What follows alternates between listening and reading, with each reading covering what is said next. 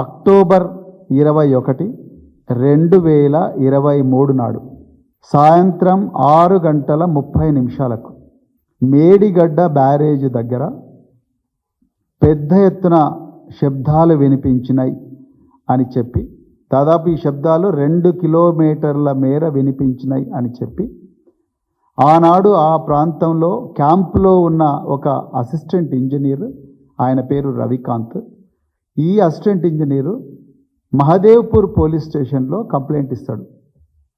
అది 22 అక్టోబర్ 2023 నాడు 174/2023 of Mahadevpur police station, ఆ క్రైమ్ నెంబర్తో ఈ కేసు రిజిస్టర్ అవుతుంది. Prevention of destruction of public property act కింద ఈ కేసు రిజిస్టర్ చేస్తారు. ఇంకా ఐపీసీ సెక్షన్లతో రిజిస్టర్ చేస్తారు.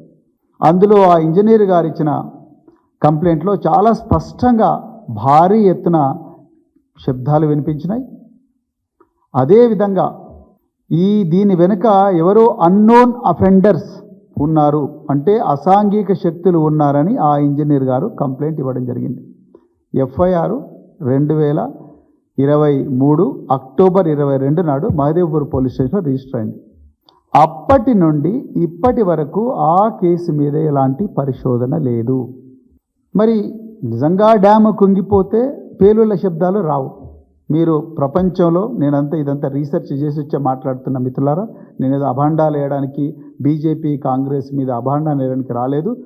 ఆధారాలతో సహానే ఈరోజు ఈ ముఖ్యమైన, అంటే కేసీఆర్ గారిని, బీఆర్ఎస్ పార్టీని బదనాం చేయడానికి ఎంత ఘోరమైన స్థాయికైనా ఆనాడు అధికారం కోసం అర్రులు చాచిన మరి కాంగ్రెసులు, బీజేపీలు దిగజారింది అనేది చెప్పడానికి నేను ప్రయత్నం చేస్తున్నాను.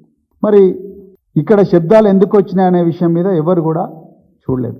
అదేవిధంగా ఈ అన్నోన్ అఫెండర్స్, అంటే అసాంఘిక శక్తుల వల్లనే ఇది జరిగింది అన్న కోణంలో ఇంతవరకు ఎవరు కూడా దీన్ని చూడడం లేదు. రేవంత్ రెడ్డి గారు అటెన్షన్ డైవర్షన్, అంటే దృష్టి మరల్చడంలో డబుల్ పిహెచ్డీ చేసిన వ్యక్తి కాబట్టి ఈయన వచ్చిన వెంటనే పీసీ గోస్ కమిషన్, లేకపోతే 7 లక్షల కోట్లు, నిన్న 8.2 లక్షల కోట్లు, అట్లా రోజుకొక సంఖ్య పెంచుకుంటూనే పోతున్నాడు, ఒక నెంబర్ పెంచుకునే పోతూ మరి గత ప్రభుత్వాన్ని బదనాం చేస్తున్నాడు. కానీ అసలు ఈ crime number 174/2023 of Mahadevpur police station under sections PDP act కింద, ఐపీసీ కింద ఏవైతే కేసు బుక్ అయిందో అందులో ఆ ఇంజనీర్ రాసిన పేలుళ్ళు, అదేవిధంగా అసాంఘిక శక్తులు ఎవరైతున్నారో వాళ్ళ మీద ఎందుకు ఇంతవరకు చర్య తీసుకోలేదు? మరి ఒక నేరము, పేలుళ్ళ శబ్దం వినిపించింది, అసాంఘిక శక్తులని ఫిర్యాదుదారు చెప్పినప్పుడు అర్జెంటుగా పోలీసు వాళ్ళు ఏం చేయాలి? ఆ నేర స్థలాన్ని మొత్తం కూడా సీజ్ చేయాలి.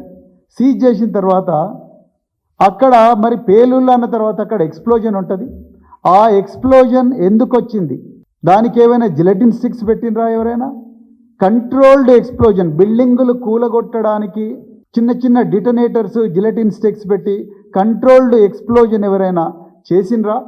చేస్తే అక్కడ ఉండే earth samples, dog squad, bomb detection squad, clues team, ఇవన్నీ కూడా నేర స్థలానికి పోవాలి. ఇవేవి అక్కడ జరగలేదు.